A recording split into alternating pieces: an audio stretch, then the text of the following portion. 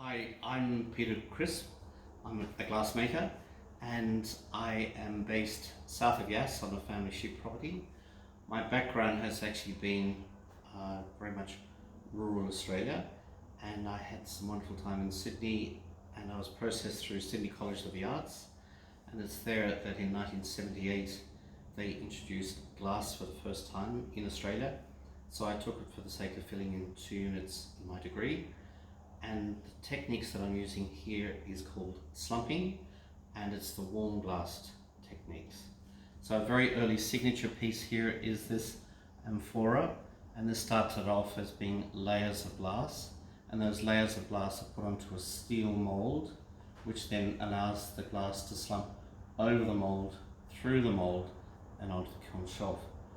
And there's about a 10-second window where I can actually, it becomes a frozen moment in time by leaving the kiln door open. And if I left it, anyway, it's a fine line to everything. So this too is similar, where it actually has 9 holes, which then allows the 9 trails of glass to slump through. Everything starts from something, and that's the very first piece of glass I made in May 1978.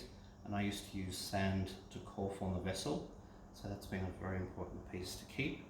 And then this is my very first piece of crushed glass, pâte de verre, and this is this one made in 1986, and in this case it's pine oil mixed with crushed glass, and then I've actually hand worked that glass as one would work clay, and then that's been fused, and then that has progressed to very special pieces which I have around, and this is what I call a museum collectible, and it's crushed glass fused flat, and then with a pair of tweezers before the second firing I've introduced the lattice work.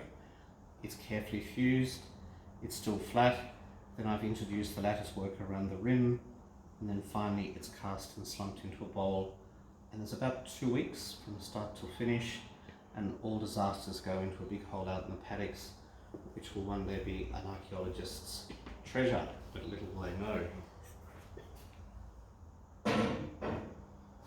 In the history of glass making, and that's 5,000 years, I would claim that I'm the first person to ever fuse precious stones into glass. So in this case, this is blue sapphire, clear sapphire, ruby, and aquamarine. So there's platinum and gold on the underside, and then the platinum and gold on the top side. And that I call Elizabeth R. There have been limited editions and very labour-intensive pieces. This is a very large piece that took 2 weeks to prepare. So in this underside there's platinum and gold, and on this top side there's the gold and the red pâte de verre. And there's actually a 40% failure rate, so psychologically I need to be prepared for failure. So that's just part of creativity. And what I've really become known for here and internationally is in the area of tableware and fusing gold and platinum onto dishwasher safe tableware. And at one point we were producing up to 10,000 pieces of glass that was exported to America to different department stores and shops.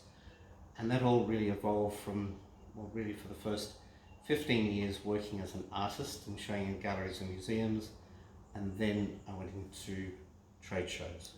So that was at the New York and Philadelphia, and Sydney and Melbourne. But look, I'd be so pleased to see anyone, and if you'd like to sort of email me, but you're welcome to visit the studio. There are some special exhibitions coming up, and I look forward to seeing you. Thank you.